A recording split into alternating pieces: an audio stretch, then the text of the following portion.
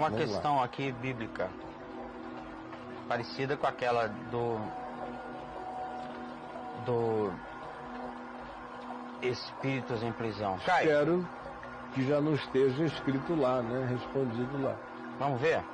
Em Lucas 23:43, Jesus disse para o ladrão: em verdade te digo que hoje estarás comigo no paraíso. Escreve aí, paraíso, Gabriel, paraíso. Os adventistas... Duvido que não esteja. Quando eu falar os adventistas, vai sacar a pergunta dele. Os adventistas dizem que quando o cara morre, dorme, ele dorme. Exato, sono na alma. Eles e os testemunhos de Jeová. E ficam esperando até o dia da ressurreição. O que você acha disso? Eu creio em Cristo e não nos adventistas. Os adventistas dizem que houve uma deturpação no texto. Eu sei toda essa história. Antes dele nascer, eu já tinha lido essas doutrinas todas. Sei. Entendeu? Ele pergunta o que você acha. Agora, teve uma deturpação naquele texto. Mas e aí, o que mais? Paulo, que diz a gente, olha aí, o que está achado? É longe do paraíso. 125. Quem vem primeiro, o homem ou o paraíso? Escreva aí... morte eterna, o que você quiser, eu vou para o paraíso, o que você quiser. Mas olha só, olha aqui para mim. E Paulo que diz, enquanto presentes no corpo, estamos ausentes do Senhor. Ausentes do corpo, presentes no Senhor. O que ele está dizendo? Enquanto eu estou no corpo, eu não estou tendo a experiência dessa relação direta que aquele homem, por exemplo, teve quando foi dito a ele que naquele mesmo dia, antes das 6 da tarde, ele estaria com Jesus no paraíso. A palavra paraíso, inclusive, do texto grego, é uma herança da escatologia grega, que é o Elísios.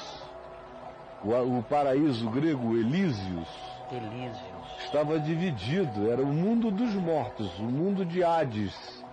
Hades é a morte, rei da morte. O Hades estava dividido entre o paraíso, o Elísios, e você tinha um lugar intermediário, que era um lugar de não condenação, chamado algo como limbo, para o povo entender melhor o significado daquilo. Não era uma coisa nem era outra. E tinha o Tártaros, que é o texto de Pedro, diz que Jesus foi ao Tártaros. E em 2 Pedro ele vai dizer literalmente que foi ao Tártaros. Então se está usando uma escatologia grega para ilustrar o que se quer dizer do Evangelho para a cultura greco-romana. Não é porque isso a divisão seja essa. Se você chegasse lá agora, você ia ver que não teria nada a ver com nada disso. Mas para que gregos e romanos entendessem, Pedro, entre outros, se apoderou daquela descrição, daquela cenografia cultural, para posicionar esses indivíduos nesses significados de natureza espiritual. Agora, presente com o Senhor significa estar ausente no corpo, morrer. Morro, estou cara a cara com o Senhor. No corpo, eu ando pela fé. Isso não tem nada a ver com o texto de Lucas, já é Paulo falando isso. Porque para mim, o viver é Cristo. E o morrer é sono, é isso? Não, o morrer é lucro. Não é sono, é lucro. O Novo Testamento é abundante nas afirmações de que enquanto na carne ausentes do Senhor, deixando a carne presentes no Senhor, não é um sono.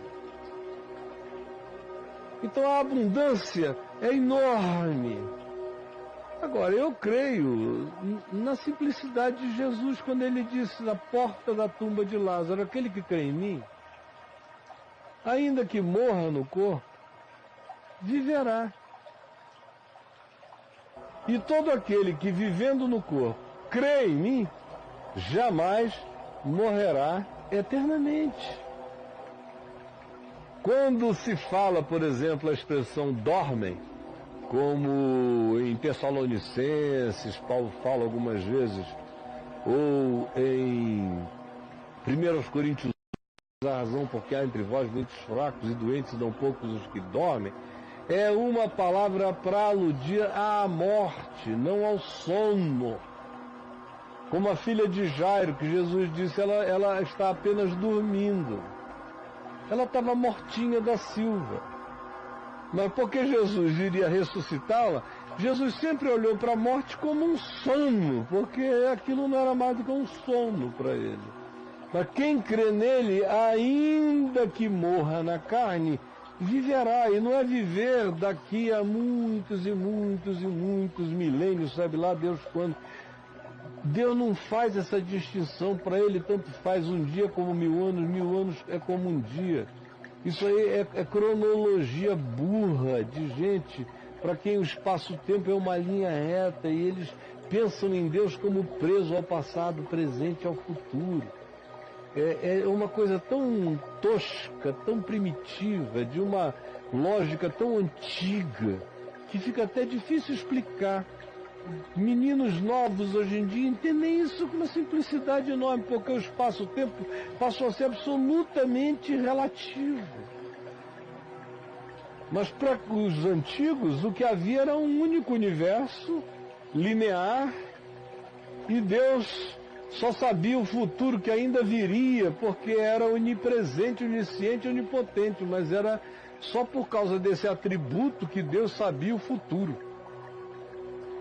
Nós sabemos, a partir de Jesus, e hoje em dia a partir dos achados físicos, quânticos, que passado, presente e futuro são a mesma coisa. Jesus já tinha dito que era.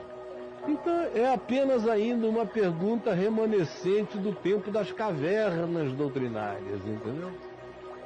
Quer que eu fale mais ou já deu para entender? Maravilhoso. O chat está aqui pedindo mais. Mas eu vai lá, Caio, mais meia hora pelo menos. Eu estou cansado de falar as mesmas coisas há 40 e tantos anos. É.